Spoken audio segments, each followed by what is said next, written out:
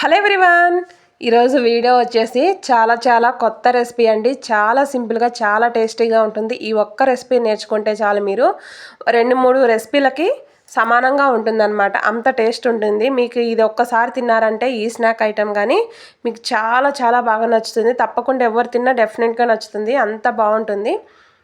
చూస్తున్నారు కదా, చాలా హెల్దీ కూడా. ఫుల్ వీడియో అయితే చూసేద్దామండి. చాలా సింపుల్గా చేసుకోవచ్చు. ఎక్కడ స్కిప్ చేయకుండా ఫుల్ వీడియో అనేది కంటిన్యూగా చూడండి. దీనికోసం మష్రూమ్స్ తీసుకుంటున్నానండి. మష్రూమ్ కజ్జికాయలు అనమాట మనం చేయబోయేది. మష్రూమ్స్ ఇలా బటన్ మష్రూమ్స్ దొరుకుతాయి కదా, ఇవి ఒక ప్యాకెట్ అయితే తీసుకున్నాను. ఇప్పుడు వీటిని నీట్గా ఫస్ట్ వాష్ చేసుకొని పైన పీల్ అనేది తీసేయాలి. అది తీయటం వల్ల మనకి ఎక్కడన్నా ఇసుక లాంటిది ఉన్నా కూడా వెళ్ళిపోతుంది. అది తీయటం చాలా సింపుల్ అండి. చూస్తున్నారు కదా, నేను చెయ్యి చివరి భాగంతో ఇలా అంటే మనం లైట్గా కొంచెం తట్టినట్లుగా అంటే ఇలా వచ్చేస్తుంది పైన పీల్ మొత్తం. ఇలా సింపుల్గా తీసేసుకోవచ్చు. మనకి కోడిగుడ్డుకు గన పైన పెంకు తీస్తాం చూడండి, సేమ్ అలా అనమాట. చాలా సింపుల్గా తీసుకోవచ్చు. అది తీస్తే మనకు ఎక్కడా కూడా ఇక ఎలాంటి ఇసుక లాంటిది కానీ బ్లాక్ కలర్గా కానీ ఏమీ ఫంగస్ లాంటిది ఏమీ లేకుండా ఉంటుంది. అలాగే మష్రూమ్స్ ఎప్పుడైనా తీసుకునేటప్పుడు చూసుకోవాలండి, ఫుల్గా విచ్చుకుపోయి ఉండకూడదు. ఇలా బటన్ లాగా మొత్తం క్లోజ్ అయి ఉంటేనే మంచివి అనమాట, అవి ఫ్రెష్వి. ఈ విధంగా నీట్గా తీసి పెట్టుకోవాలండి. ఇప్పుడు దీంట్లో కొంచెం అవి మునిగే వరకు వాటర్ వేసుకొని ఒక 1/2 స్పూన్ సాల్ట్, ఒక 1/2 స్పూన్ పసుపు వేసుకొని ఒకసారి కలిపేసి స్టవ్ మీద పెట్టి జస్ట్ 5 నిమిషాలు ఉడికించుకోండి. కంపల్సరీగా ఉడికించుకోవాలి. ఎందుకు అంటే మనకి ఈ రెసిపీకి మామూలుగా స్టఫింగ్ పెట్టేసి ఫ్రై చేస్తాం కాబట్టి లోపల అనేది మష్రూమ్ వేగదు ఎక్కువగా. అందుకని ఆల్రెడీ ఉడికించుకున్నామంటే మనకి ఆ వేగే టైంలో ఇంకొంచెం సాఫ్ట్గా ఉడుకుతుంది. పచ్చిదనం అనేది లేకుండా బాగుంటుంది అనమాట. దీనికోసం నేనైతే మైదా తీసుకుంటున్నాను. మీరు సేమ్ ప్లేస్లో గోధుమ పిండి తీసుకోండి. 1 కప్పు మైదాకి 1 స్పూన్ వరకు బొంబాయి రవ్వ వేసుకుంటున్నానండి. టేబుల్ స్పూన్ తోటి అయితే 1 స్పూను, నార్మల్ చిన్న స్పూన్ తోటి అయితే 1.5-2 స్పూన్ల దాకా ఉంటుంది. సేమ్ ఇదే కొలత మీరు మైదా బదులు గోధుమ పిండి వాడుకోండి. అలాగే 1.5 స్పూను 2 స్పూన్ల వరకు బొంబాయి రవ్వ తీసుకోండి. చాలా క్రిస్పీగా వస్తాయి అలా చేయటం వల్ల. నేను వీడియో కోసమని మైదా తీసుకున్నానండి. అలాగే ఒక 1/2 స్పూన్ సాల్ట్, ఒక 1 స్పూన్ వరకు ఆయిల్ లేదా నెయ్యి ఏదైనా వేసుకోవచ్చు. నేనైతే నూనె వేసుకున్నాను, ఆయిల్. ఇప్పుడు ఇవి మొత్తం కలిసే విధంగా చేతితో లైట్గా ఇలా రబ్ చేస్తూ మొత్తం ఒకసారి కలిపేసుకోండి. ఇప్పుడు దీనిలో కొంచెంగా వాటర్ వేసుకుంటూ మనం చపాతీ పిండి ఎలాగైతే కలుపుకుంటామో సేమ్ అలా కలుపుకోవాలి. గోరువెచ్చటి నీళ్ళు అలాంటివి ఏం అవసరం లేదండి. మనం నార్మల్గా రూమ్ టెంపరేచర్ వాటరే వేసి కలుపుకోవచ్చు.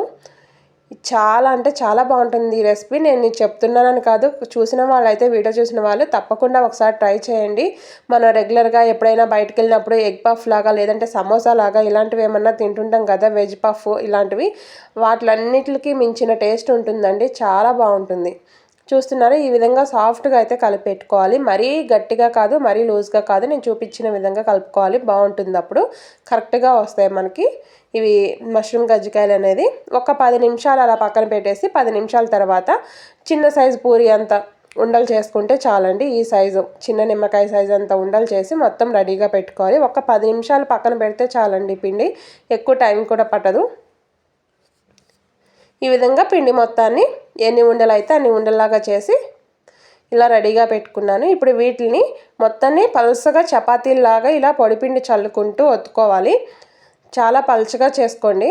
మందంగా ఉంటే మనకి అంతగానంగా లోపల స్టఫింగ్ కూడా ఉడకాలి, ఇది మంచిగా వేగిపోవాలి. కాబట్టి మందంగా ఉంటే లోపల స్టఫింగ్ అనేది ఉడకదు. అందుకని కొంచెం పలచగా చేసుకోండి. మనకి పైన ఈ పూరి కూడా వేగిపోతుంది, లోపల పెట్టిన స్టఫ్ కూడా మంచిగా వేగిపోతుంది, ఉడుకుతుంది కూడా. ఈ విధంగా చపాతీ ఉండలు అనేది మొత్తం చపాతీలాగా చేసి రెడీగా పెట్టుకున్నాను. ఇప్పుడు మనం ఆల్రెడీ ఉడికించుకున్నాం కదా మష్రూమ్స్, ఇవి చూడండి ఇప్పుడే ఉడికించాను, వేడిగా ఉన్నాయి.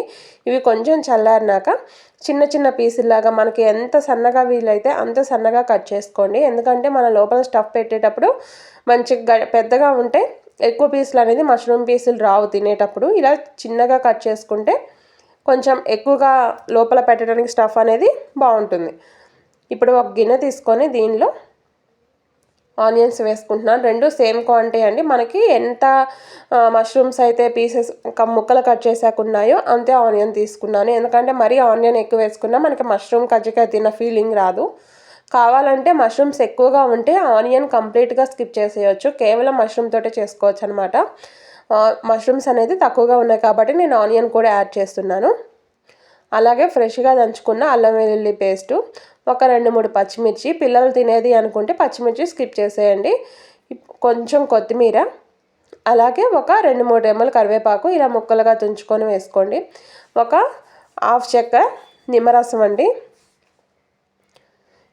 ఇప్పుడు సాల్ట్ అనేది చూసి వేసుకోవాలి. మనం పైన చపాతీ పిండిలో వేసాము, అలాగే మష్రూమ్స్ ఉడికించుకునేటప్పుడు కూడా వేసాం కాబట్టి కొంచెం చూసుకొని కొద్దిగా తక్కువగా వేసుకోండి. అలాగే కారము, ఒక చిటికెడంత పసుపు ఏదో జస్ట్ వేయాలని ఒక చిటికెడు వేసుకుంటున్నానండి అంతే. ఒక హాఫ్ స్పూన్ కంటే కొంచెం ఎక్కువగా 3/4 స్పూన్ వరకు ధనియాల పొడి, ధనియాలు గరం మసాలా రెండు కలిపి చేసిన పొడి. మీ దగ్గర విడివిడిగా కానీ ఉంటే ధనియాల పొడి, గరం మసాలా పొడి వేసేసుకోండి. ఇప్పుడు దీన్ని ఇలా నేను చూపిస్తున్న విధంగా కలపండి. గట్టిగా ప్రెస్ చేస్తూ కలపొద్దు. ఎందుకంటే మనకి ఆనియన్లో వాటర్ ఉంటుంది, అలాగే ఉడికించుకున్న మష్రూమ్లో కూడా వాటర్ అనేది ఉంటుంది కాబట్టి మనం కొంచెం గట్టిగా ప్రెస్ చేస్తూ కలిపితే ఆ వాటర్ అనేది బయటకు వచ్చేస్తుందండి. అప్పుడు మనకి లోపల స్టఫ్ పెట్టేటప్పుడు కొంచెం వాటర్ లాగా ఉంటుంది. మనం క్లోజ్ చేసేటప్పుడు ఆ చపాతీ కూడా మంచిగా అంటుకోదనమాట. అందుకనే ఇలా కొంచెం పొడిగా నేను చూపిస్తున్న విధంగా కలపండి. అప్పుడు మీకు వాటర్ అనేది బయటికి రాకుండా ఉంటుంది.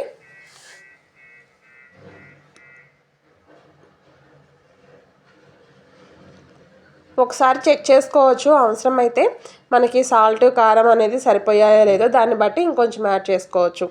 ఇప్పుడు నేనైతే ఇలా కజ్జికాయల చెక్క తీసుకున్నానండి.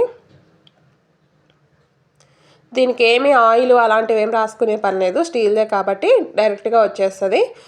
మనం రెడీగా పెట్టుకున్న ఆ చపాతీ అనేది దీని మీద పెట్టుకున్నాను. కరెక్ట్గా చూసి పెట్టుకోవాలి. ఇప్పుడు మనం ఆల్రెడీ కలిపి పెట్టుకున్న మష్రూమ్ది మిశ్రమం ఉంది కదా, ఈ స్టఫ్ ఇది కూడా పెట్టేసుకొని ఒక 1.5-2 స్పూన్లు అయితే పట్టిందండి. మనకి ఇంకా ఎక్కువ కావాలంటే ఎక్కువ కూడా పెట్టుకోవచ్చు. కాకపోతే చూసుకోవాలి, అది మనకి క్లోజ్ అయ్యే టైంకి బయటికి రాకూడదు అనమాట ఆ స్టఫ్ అనేది. ఇప్పుడు ఆ చివర్లో కొంచెం వాటర్ అనేది స్ప్రెడ్ చేస్తున్నాను. ఎందుకంటే మనకి విడిపోకుండా ఉంటుంది ఇలా వాటర్ స్ప్రెడ్ చేసుకోవటం వల్ల.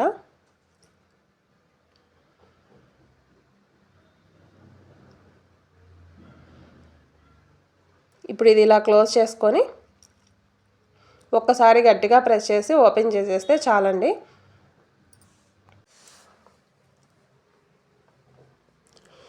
ఇప్పుడు ఇవి ఎక్స్ట్రా ఉన్న ఎడ్జెస్ మొత్తం తీసేస్తే మనకి నీట్గా కరెక్ట్ షేప్ వస్తుందన్నమాట. చాలా సింపుల్గా చేసుకోవచ్చు. సమోసా కూడా సేమ్ ఈ టైప్లో చేసుకోవచ్చు అండి. మనకు షేప్తో పని లేదు, ఇలా ఉన్నా పర్లేదు అనుకుంటే చాలామందికి సమోసా అనేది కరెక్ట్ షేప్ చేయడం రాదు కదా. సో అలాంటి వాళ్ళు ఇలా చేయండి. లోపల మీరు సమోసాకి ఎటువంటి స్టఫింగ్ పెట్టాలనుకున్నారో అటువంటి స్టఫింగ్ పెట్టేసేసి ఈ విధంగా చేస్తే చాలా బాగుంటాయి. ఎక్కడ మనకి పాడైపోయిందే అన్న ఫీలింగ్ కూడా రాదు. రెసిపీ పర్ఫెక్ట్గా వస్తుంది. సూపర్ అంటే సూపర్ ఉంటుంది. దీనిలో నాన్ వెజ్ కావాలనుకునే వాళ్ళు కీమా కూడా పెట్టుకోవచ్చు, అలాగే స్వీట్ కార్న్ పెట్టుకోవచ్చు, మన ఇష్టం అండి. ఇప్పుడు మష్రూమ్ ఆనియన్ పెట్టాను కదా ఈ స్టఫింగ్, ఒకవేళ ఇది కానీ మీకు వాటర్ ఎక్కువ రిలీజ్ అయింది మష్రూమ్లో నుంచి ఆనియన్లో నుంచి స్టఫ్ పెట్టాది కావట్లేదు అనుకుంటే ఒక గుప్పెడు అటుకులు వేసి ఒకసారి కలిపేసి పెట్టండి. అటుకులు వేయటం వల్ల ఆ తేమ మొత్తం అటుకులు అబ్జర్వ్ చేసుకుంటాయి.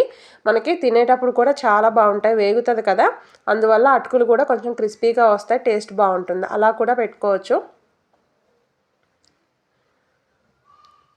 ఈ విధంగా మనం ఎన్ని చపాతీలు అయితే చేసి పెట్టుకున్నామో మనకి అన్ని ఇవి కజ్జికాయలు అయితే అవుతాయండి. కజ్జికాయలు అంటే మ్యాక్సిమం చాలామందికి స్వీటే తెలుసు కదా, ఇదైతే ఒకసారి ట్రై చేయండి, చాలా బాగుంటుంది. ఇలా ఎక్కడ ఓపెన్ లేకుండా నీట్గా చూసుకుంటూ ఇలా క్లోజ్ చేసుకోవాలండి. ఇప్పుడు ఆయిల్ హీట్ పెట్టుకొని, ఆయిల్ అనేది బాగా ఓవర్గా వేడి అవ్వకూడదు, మీడియం హీట్ అవ్వగానే, అంటే గోరువెచ్చకన్నా ఇంకొంచెం అవ్వాలి, అయినాక ఇవి వేసేసుకోండి. మరి ఓవర్గా హీట్ అయితే మనకి వేయగానే మాడిపోతుందండి, లోపల అనేది వేగదు. ఫ్లేమ్ మీడియంలో పెట్టుకొని నీట్గా వేయించుకోండి. ఒక 5-7 నిమిషాలు టైం పడుతుంది ఒక్కొక్క రౌండ్ వేగటానికి. టైం పట్టినా పర్లేదు, కొంచెం మీడియంలో పెట్టుకొని వేయించుకుంటే లోపల స్టఫ్ కూడా వేగుతుంది, తినేటప్పుడు కూడా పచ్చిదనం లేకుండా మంచి టేస్ట్ తోటి చాలా బాగుంటుంది. చూస్తున్నారు కదా, మనకి కడాయిలో ఎన్ని పడితే అన్ని వేసుకోవాలి. ఎక్కడా కూడా విడిపోవండి. మనం అది ప్రెస్ చేసుకునేటప్పుడు, క్లోజ్ చేసేటప్పుడు కరెక్ట్గా క్లోజ్ చేసుకుంటే చాలు. మనకి ఎక్కడ విడిపోతాయి అన్న భయం కూడా ఉండదు. మంచిగా చక్కగా వేగిపోతాయి. చూసారా ఎలా ఉబ్బుతున్నాయో. ఈ విధంగా ఒక సైడ్ వేగిపోయాక ఇంకో వైపు కూడా టర్న్ చేసుకొని నీట్గా వేయించుకుంటే చాలండి. మంచి కలర్ వచ్చాక తీసేసుకోవటమే. చూస్తున్నారు కదా, ఈ విధంగా మంచి గోల్డెన్ కలర్లోకి వచ్చాక తీసేసుకోవడమే. చాలా అంటే చాలా బాగుంటాయి. తప్పకుండా వీడియో చూసిన వాళ్ళు ఒకసారి అయితే ట్రై చేయండి. మీకే అర్థమవుతుంది రెసిపీ అనేది ఎలా ఉంటుందో. టేస్ట్ కూడా చాలా సింపుల్గా చేసుకోవచ్చు. చూసారా, లోపల సాఫ్ట్గా, పైన కొంచెం క్రిస్పీగా ఉంటుంది ఎడ్జెస్. ఎందుకంటే లోపల అనేది మొత్తం మనం పెట్టింది ఇది వెట్ స్టఫింగ్ కదా, అందుకనే అలా సాఫ్ట్గా ఉంటుందండి. చాలా ఈజీగా చేసుకోవచ్చు. చూస్తున్నారు కదా, ఇలా పట్టుకోగానే తునిగిపోతాయి. సూపర్ అంటే సూపర్ టేస్ట్ ఉంటుంది. ఇలాంటి వీడియోస్ అయితే రెగ్యులర్గా పోస్ట్ చేస్తుంటానండి. మిస్ అవ్వకుండా చూడాలంటే ఛానల్ అయితే సబ్స్క్రైబ్ చేసుకోండి. వీడియోగా నచ్చితే లైక్ చేయండి. వీడియో ఎవరికైనా యూజ్ అవుతుంది అనుకుంటే షేర్ చేయండి. తప్పకుండా వీడియో చూసిన వాళ్ళు డెఫినెట్గా ఒకసారి రెసిపీ అయితే ట్రై చేయండి. సూపర్ అంటే సూపర్ ఉంటుంది. చాలా సింపుల్ రెసిపీ.